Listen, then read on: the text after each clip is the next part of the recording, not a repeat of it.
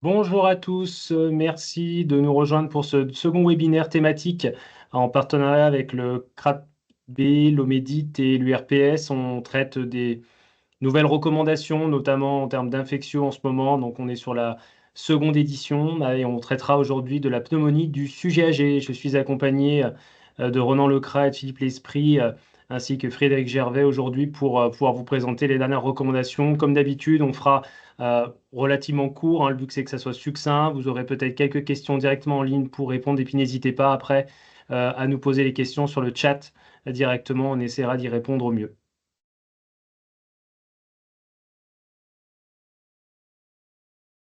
Très bien, eh ben, on peut laisser la parole à Ronan. Ouais, bonjour à tous, merci d'être connectés pour ce deuxième webinaire. Donc effectivement, moi, je vais présenter deux cours cas cliniques sur la pneumonie du sujet âgé. Vous allez voir, il y a un petit lien WooClap après pour se connecter, il y aura des petites questions. Voilà, ça sera assez rapide. Si tu veux passer la diapo, s'il te plaît. Donc, pour mettre un peu de contexte, on est dans une période de surprescription d'antibiotiques, pas que pour les pneumonies, mais en général. Mais pour les pneumonies, en particulier les pneumonies d'inhalation, on a pas mal de prescriptions qui sont dues à des diagnostics erronés, notamment des fausses routes qui sont pas compliquées, qui ne nécessitent pas de traitement antibiotique. On a bien sûr les pneumonies virales, les pneumonies chimiques et des obstructions mécaniques qui ne nécessitent pas d'antibiotiques. Et puis on a aussi des nouveaux papiers qui sont sortis sur l'épidémiologie, notamment bactérienne, des pneumonies d'inhalation. Et ça a conduit la SPILF à mettre à jour les recommandations sur les pneumonies d'inhalation. Donc on va commencer par ça et on verra les pneumonies communautaires par la suite. On commence par le premier cas clinique, donc qui va être assez rapide sur la pneumonie d'inhalation. C'est la diapo suivante. Donc c'est une madame, elle, qui a 84 ans, qui est résidente en EHPAD et elle a comme antécédent une maladie d'Alzheimer assez évoluée et une hémiparésie droite qui est séquelaire d'un ancien AVC. Elle est dépendante pour les repas et elle est alimentée Péros, mais avec des textures mixtées. Et depuis 24 heures, l'équipe soignante donc, il lui donne à manger, elle note une toux lors des repas avec plusieurs petites fausses routes. Et par la suite, elle va présenter une fièvre à 38,5 avec une apparition d'une dyspnée et d'une polypnée. Le médecin va l'ausculter, va retrouver des râles crépitants basithoraciques à gauche. Donc il va demander une radiographie et la radiographie va confirmer une imagerie de pneumonie.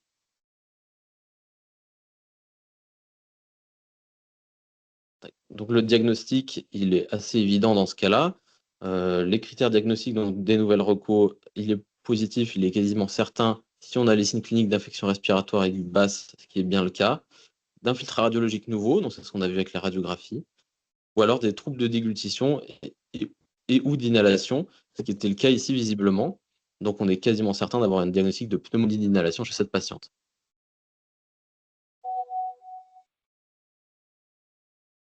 Donc les nouveautés, c'est surtout ce papier-là de 2021 qui refait le point un peu sur l'épidémiologie des pneumonies.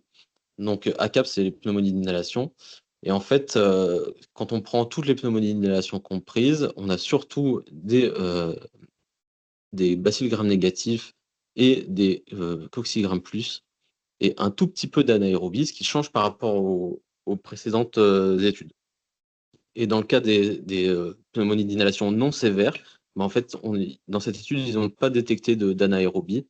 Et c'est une épidémiologie qui est surtout marquée par les coxygrammes plus, donc surtout du streptocoque. Et on n'a pas beaucoup de Pseudomonas aeruginosa. Donc nous, on est bien dans ce cas-là d'une pneumonie aiguë non sévère. Donc, quel bilan complémentaire le médecin va demander? Eh ben, en théorie, dans ses recommandations, l'utilisation de marqueurs biologiques n'est pas recommandée. On n'a pas besoin de faire de CRP de procalcitonine ou même de leucocytes, parce qu'en fait, ça ne te permet pas de faire la différence entre une pneumonie bactérienne ou non bactérienne. Donc, ça n'a pas de valeur franchement pronostique, donc ça, c'est pas très utile. On ne va pas demander de faire d'examen microbiologique complémentaire parce que le CBC, il est rarement fait de toute façon, mais on va le faire seulement si on a une forte suspicion de pseudomonas et notamment si le ou la patiente a reçu une antibiothérapie récente. Les antigénuries légionnelles et pneumocoques sont pas recommandés dans le cadre des pneumonies d'inhalation. Et bien sûr, par contre, en période épidémique comme en ce moment, pensez quand même à éliminer le Covid, la grippe ou le VRS. Traitement première intention de la pneumonie d'inhalation, le premier choix, ça va être bien sûr l'augmentin, soit Péros, soit IV, en fonction de ce qui est possible. Et la poso, c'est la posologie habituelle, 3 grammes par jour, bien sûr adaptée à la fonction rénale. Et je ne sais pas si c'est le cas partout, mais je vois régulièrement passer des prescriptions d'augmenter un 6 grammes par jour chez des patients qui font plus de 80 kilos. En fait, il n'y a pas vraiment de recommandation, et donc on va se tenir aux 3 grammes par jour en fonction de l'insuffisance rénale. L'augmentin va nous permettre de couvrir les principaux germes qui sont responsables, qu'on a vu dans la partie épidémio, c'est-à-dire le pneumocoque, le Staph aureus mentis et la plupart des bacilles gram négatifs. Et ce qui change aussi par rapport aux précédentes recommandations, c'est qu'on ne va pas associer le métronidazole. On a vu qu'il n'y a quasiment jamais de germes anaérobies qui sont identifiés, donc pas d'intérêt du métronidazole. Voilà. Ça sera augmentin pour les pneumonies d'inhalation. Et pourtant, vous allez recevoir une prescription pour cette patiente qui va vous demander de délivrer de la ceftriaxone sous-cute 1 gramme par jour pendant 5 jours. Et si vous vous rappelez, il y a eu plusieurs alertes à NSM concernant l'utilisation de la ceftriaxone sous-cute. Et donc, vous décidez d'appeler le médecin pour clarifier cette prescription.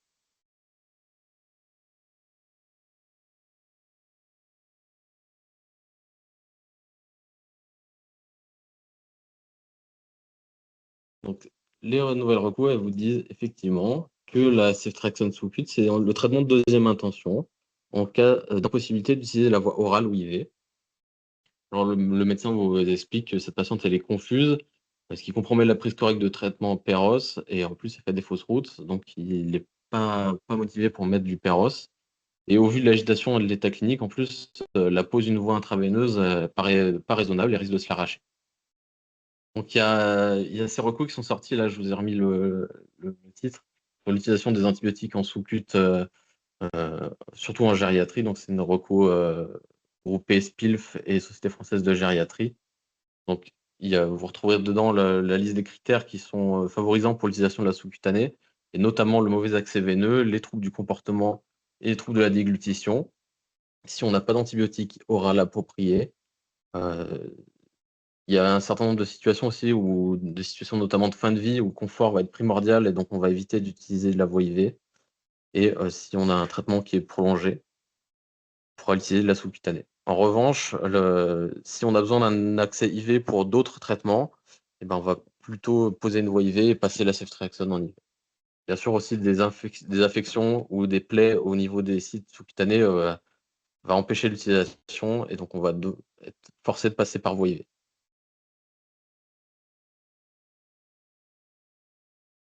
Ça, c'est une deuxième question qui va du coup pas passer, mais dans le cas de cette dispensation, vous consultez le dossier pharmaceutique partagé de la patiente, et vous voyez qu'on lui dispense tous les mois du pantoprazole, de la vitamine D, du candesartan hydrochlorothiazide, du bisoprolol et du Seresta. Et ma question, c'était que pouvez-vous proposer? Mais encore une fois, c'était un clap qui ne va pas fonctionner. J'espère que ça va pas rebloquer quand la dose. Non, c'est bon.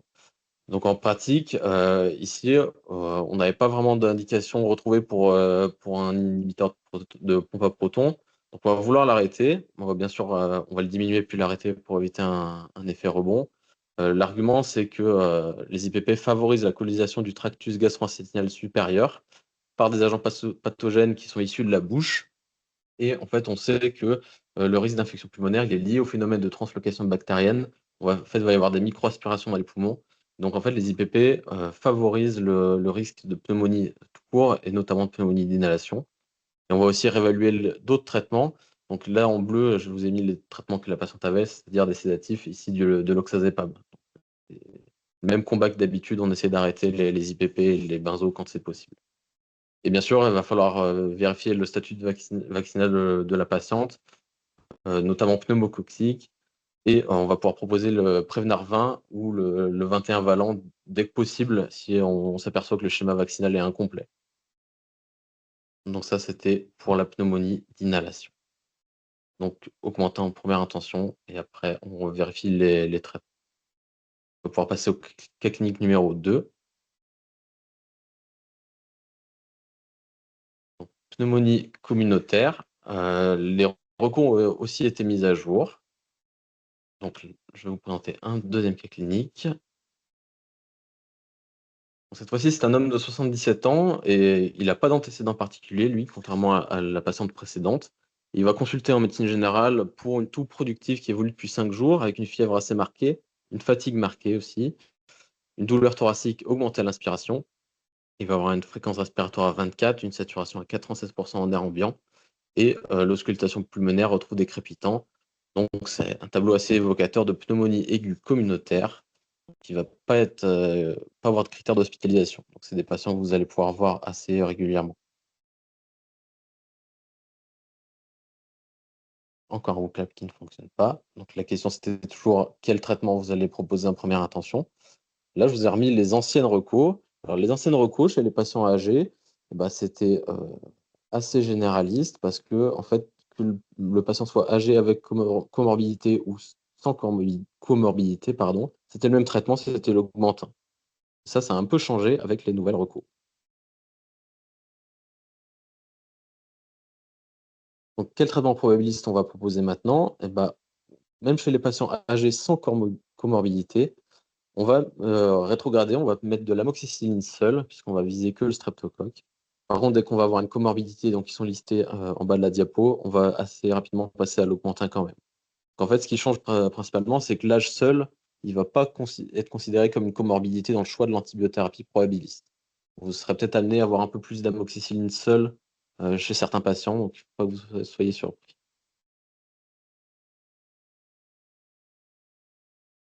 Et la deuxième question qui va se poser, c'est la durée de traitement. Donc, là, le patient se représente chez vous après 72 heures d'antibiothérapie, donc par Amox qui a été bien pris, et l'évolution clinique est favorable, et le patient n'a plus de fièvre, la toux est moins productive et la douleur thoracique s'est nettement atténuée, et tous les autres paramètres respiratoires sont normaux. On nous précise quand même qu'il présente depuis la veille une éruption maculopapuleuse généralisée, donc qui, vous, au comptoir, vous paraît sans signe de gravité, mais quand même, ça vous interroge quelle conduite à tenir.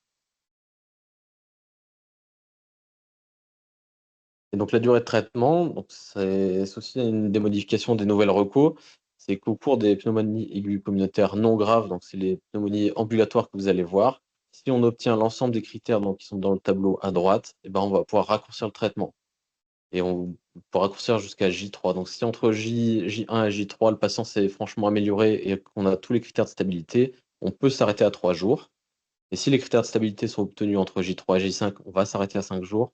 Et de la même façon, s'il s'améliore entre J5 et J7, on va de toute façon arrêter à 7 jours de traitement. Il n'y a que quelques situations qui peuvent justifier une antibiothérapie de plus de 7 jours. Et je pense que ce n'est pas des patients que vous allez voir beaucoup, puisque c'est des patients qui vont sûrement être hospitalisés. C'est des patients qui ont des abcès pulmonaires ou des épanchements pleuraux significatifs. Donc, on devrait normalement, dans les prochaines années, prochains mois, prochaines années, voir plus de prescriptions pour les pneumonies aiguës communautaires à 5 jours, voire à 3 jours. Donc là, dans le cas de cette patiente, on va bien sûr s'arrêter à 3 jours de traitement, puisqu'en plus, il y a un effet indésirable. Donc on s'arrête à 3 jours et on ne relaie pas par un autre antibiotique.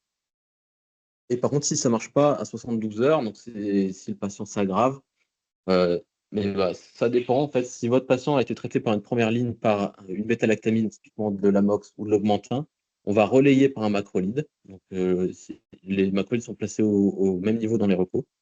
Et par contre, si le médecin avait suspecté un germe atypique au début et qu'il avait commencé un traitement par macrolide, alors là, on va repasser sur une bêta-lactamine. En fait, on inverse les molécules. Et au cours des pneumonies non graves, on ne devrait pas faire de bithérapie probabiliste. C'est bien un relais et pas un ajout. Bien sûr, les fluoroquinolones, c'est vraiment de la dernière intention. Donc, quelques petits messages à retenir. Pour les pneumonies d'inhalation, dans un premier temps, c'est l'augmentin qui prévaut en première intention. Les bithérapies de céphalosporine et de métronidazole, ça devrait être terminé, on ne devrait plus en voir. Et de la même façon que les pneumonies communautaires, un traitement de 5 jours est possible si évolution favorable. Et pour les pneumonies communautaires, les choses principales qui vont changer, c'est que l'âge isolé n'est pas une comorbidité. Il va modifier le choix de l'antibiothérapie probabiliste et on va aller de plus en plus vers des antibiothérapies les plus courtes possibles. Donc ça pose des questions, notamment de la disponibilité de la réévaluation, mais c'est ce qui devrait être fait. Une réévaluation à 72 heures, de toute façon, qui devrait être quasiment systématique dans les antibiothérapies. Donc on va aller vers moins d'antibiothérapie à large spectre et moins de durée de traitement. Voilà pour moi. Bien sûr, je reste disponible s'il y a des questions à la fin et je vous repasse la parole.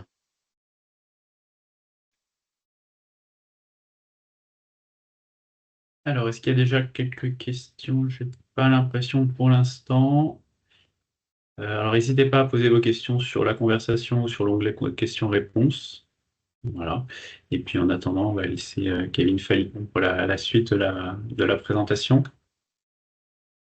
Oui, merci. Simplement pour vous rajouter quelques éléments pharmaceutiques officinales, on va dire. Donc, vous avez vu le sujet du ORMM sur la ceftriaxone sous-cutanée. Donc, en effet, ça, c'est quelque chose qui est clairement prescrite sur l'ordonnance spécifique de délivrance des médicaments. Alors, dans ce cas-là, elle n'est pas prise en charge. Il faudra quand même se rapprocher du médecin pour voir comment on pourrait se débrouiller. En revanche, si elle est prescrite en IV, et que derrière, c'est une ordonnance éventuellement pour le praticien, en l'occurrence l'infirmière qui va pratiquer l'injection. Alors là, c'est pas notre souci. Et en effet, l'ordonnance pourra être passée au remboursement de façon classique. Deux choses aussi sur les pneumonies et l'antibiothérapie. Vous avez vu que c'est assez intéressant. On a quand même des recos qui évoluent pas mal. Moi, encore très récemment, j'ai quand même encore beaucoup de fluoroquinolones qui sont prescrites pour des pneumonies communautaires, notamment dans les services d'urgence. Donc, on voit qu'on va aller vers quelque chose de différent avec les bêta-lactamines et éventuellement les macrolides.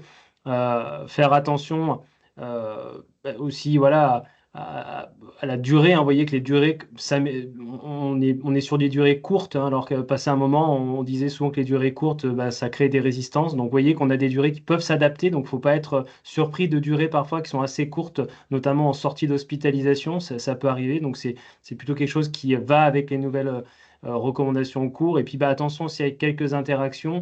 On a quelques antibiotiques qui reviennent un peu sur le devant de la scène. On peut revoir de temps en temps de la clarithromycine. Et la clarithromycine, notamment, alors, entre autres celle-là, a pas mal d'interactions médicamenteuses chez le sujet âgé, encore plus parce que souvent il est polymédicamenté. Et ça, c'est quelque chose qui est bien à prendre en compte. La clostacine a quelques contre-indications aussi. Donc, c'est vraiment des choses qu'il faut prendre en compte. En tout cas, ne pas hésiter aussi par rapport à toutes ces nouvelles recommandations, à échanger avec les prescripteurs quand c'est possible. Alors, sur le sujet de la pneumonie du sujet âgé, alors là, on va sortir un peu de la pneumonie d'inhalation, même si ces recommandations emportent également sur ce type de pneumonie. On va parler un peu de prévention et on va parler notamment de la vaccination pneumococcique. C'est un sujet qui est assez fort, assez prégnant en ce moment.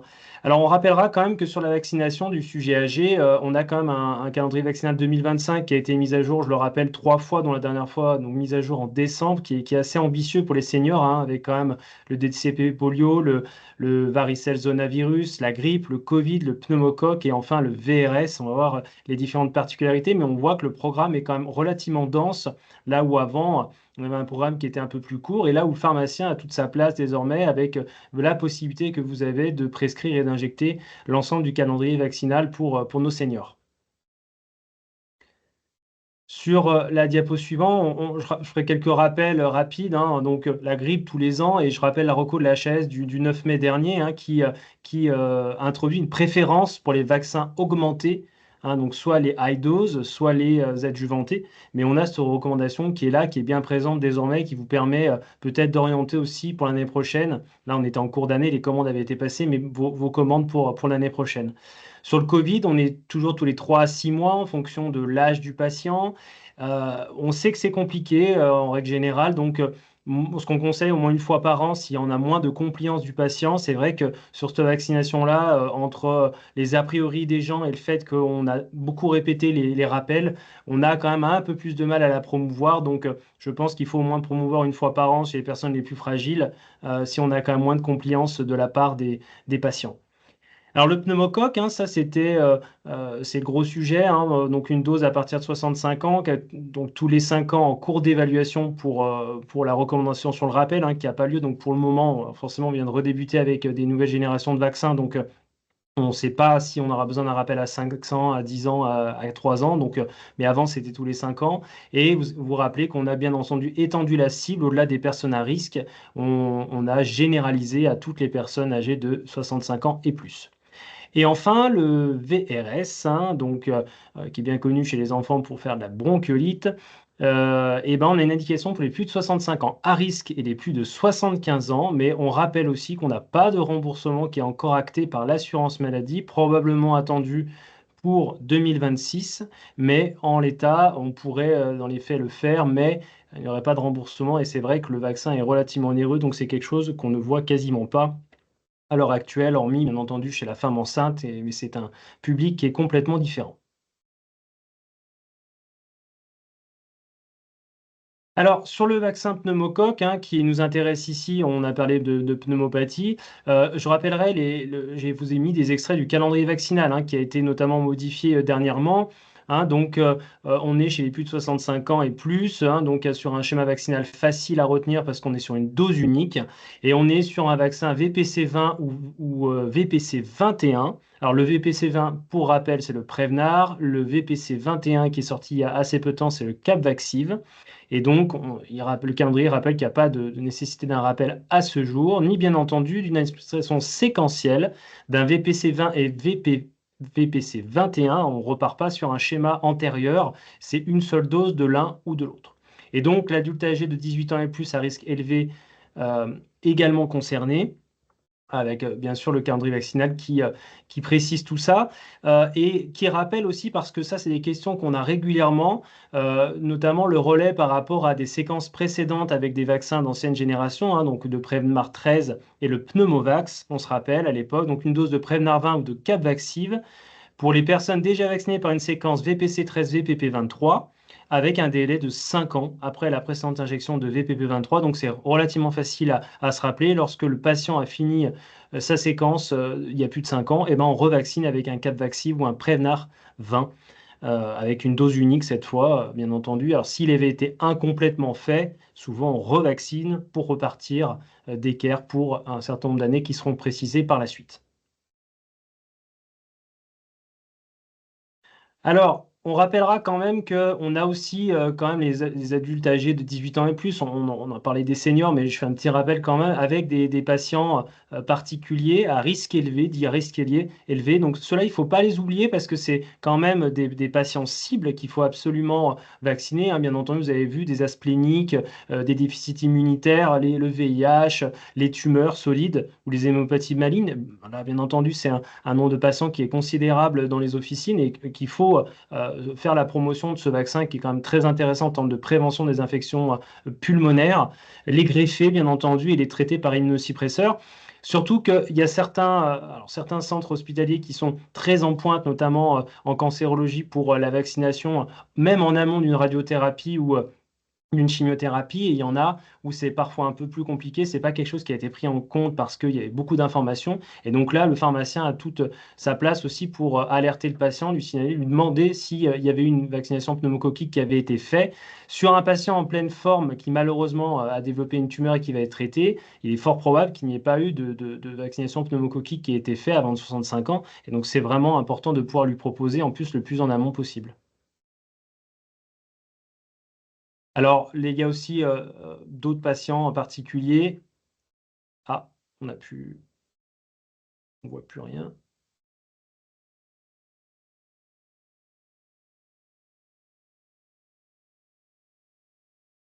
Voilà. Donc, d'autres façons particulières, cardiopathie, insuffisance respiratoire chronique, les BPCO, bien entendu. Alors là, souvent, quand même, on voit plus de prescriptions par les pneumologues, mais bon, il faut quand même vérifier que à la fois, on a eu un rappel parfois après une séquence de pneumovax et puis éventuellement, lorsqu'il y a une première prescription de bronchodilatateurs, qu'on ait bien eu ce qu'il fallait. Les insuffisances rénaux qui sont parfois un peu oubliées aussi, les hépatopathies, bien entendu, et les diabètes non équilibrés par le simple régime. Et là aussi, c'est quand même la majeure partie des patients, les diabétiques, dont ils ont un risque supérieur de développer des pneumopathies plus graves qu'en population générale. Donc, la vaccination pneumococcique doit être présentée un maximum à ce type de patients. Alors, je voulais vous montrer quelques chiffres assez intéressants sur l'action des pharmaciens, qui sont des chiffres économiques, mais en fait qui reflètent surtout des volumes. Donc ça, c'est source Gers Data, donc c'est les unités délivrées en officine. Vous voyez la comparaison entre 2024 et 2025, et notamment, donc on a un nombre d'unités délivrées qui est extrêmement supérieur. On voit qu'on progresse fortement, et encore plus depuis l'extension au remboursement des plus de 65 ans, où on voit qu'en fin d'année, on a eu vraiment une explosion de vaccination, et ça, c'est bien. Ça veut dire qu'il y a bien entendu une grosse marge de manœuvre. manœuvre, hein. Sur certains publics, on était à très inférieur à 15% de couverture vaccinale sur le pneumococcique, sur les publics cibles. Et donc là, on voit qu'on progresse et qu'en plus, ce qui est intéressant, c'est qu'on couple ça avec d'autres vaccinations, notamment, ça a été le cas avec la vaccination antigrippale. Et il faut proposer un maximum ces vaccinations. La clé, finalement, dans cette vaccination pneumococcique, notamment chez le senior, c'est vrai que dans les campagnes annuelles de Covid, grippe, eh ben, c'est de proposer le pneumocoque. C'est aussi de dire que finalement, eh ben, tous ces vaccins protègent des infections pulmonaires. Et il n'y a pas de raison de se priver de l'un ou l'autre, hein. Il y a d'un côté eh ben, les viroses que sont la grippe et le Covid, et de l'autre côté, il y a aussi des bactéries. Et la vaccination pneumococcique a toute sa place. Et en plus, peut être co-administrée. On n'a pas de problème particulier avec ça, mais au choix du patient, le but, c'est d'en faire un maximum et vraiment d'en faire la promotion. On voit que c'est quelque chose qui a bien fonctionné cette année, on voit que c'est quelque chose qui explose et il faudra continuer ce travail-là, à la fois des rappels et de promotion de la vaccination sur le pneumocoque. Alors, je voulais vous présenter ce diaporama dont je remercie mon collègue Daniel Jean Rigaud de me l'avoir passé, parce qu'en fait, on a pas mal de questions actuellement, même à l'URPS, par rapport à nos différents programmes en faveur de la vaccination. On a un deuxième vaccin qui est sorti, le Capvaxive, hein, le PC21, qui est sorti, et en plus du Prevnar 20. Et on a donc, bien entendu, des sérotypes de couverture de pneumocoque qui sont différents entre les deux vaccins. Et c'est vrai qu'il y a un peu un brouillard d'informations ou parfois de mauvaises informations sur qui couvre quoi et lequel préférer. Alors moi aujourd'hui, le but, c'est pas de prendre position, mais c'est de vous éclairer un maximum sur quelles sont la réalité des recommandations. Cette première diapositive, elle vous montre la composition sérotypique du PC20 et du PC21 que vous voyez sur les deux dernières lignes du premier tableau en haut à gauche. Donc, il vous montre qu'en effet, il y en a certains qui sont communs, mais il y en a qui sont différents entre le 20 et le 21.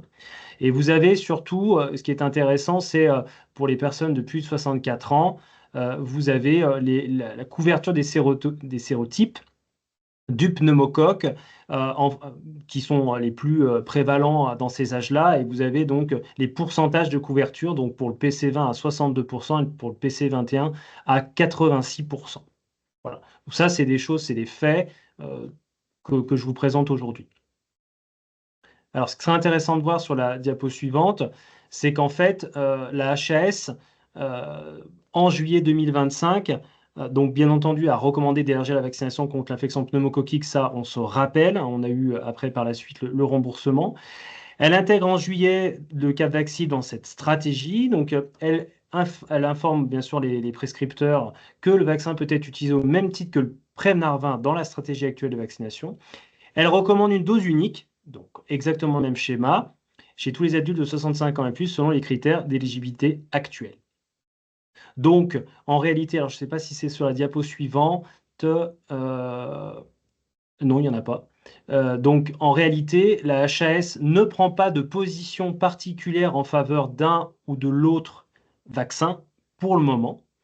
Et donc, en l'état des connaissances et des recommandations, vous êtes autorisé à faire du Prevnar 20 ou du Capvaxive en fonction à votre guise, entre guillemets, sachant quand même qu'on vous a présenté quelques diapos et vous pouvez vous faire une idée aussi des couvertures sérotypiques des deux vaccins.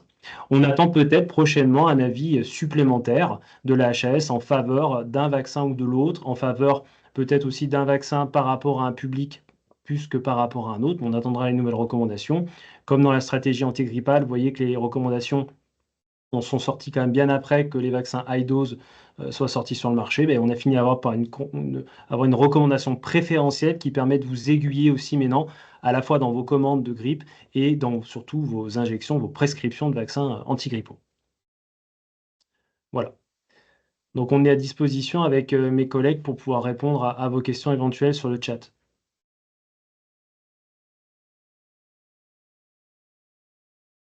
Très bien. Mais s'il n'y a pas de questions particulières, eh ben, je vous propose de clore ce webinaire. Dans tous les cas, n'hésitez pas à revenir vers nous, à nous contacter si vous avez des interrogations sur cette présentation.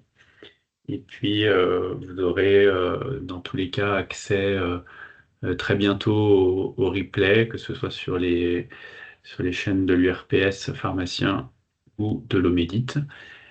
Et on se tient à votre disposition si jamais vous souhaitez des précisions. Ah, j'ai peut-être une petite question qui apparaît.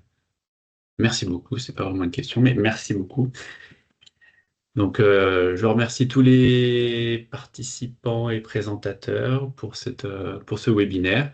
Et puis, on se dit à une prochaine fois pour une nouvelle série sur d'autres thématiques. Merci beaucoup. Merci beaucoup. Bonne fin de journée.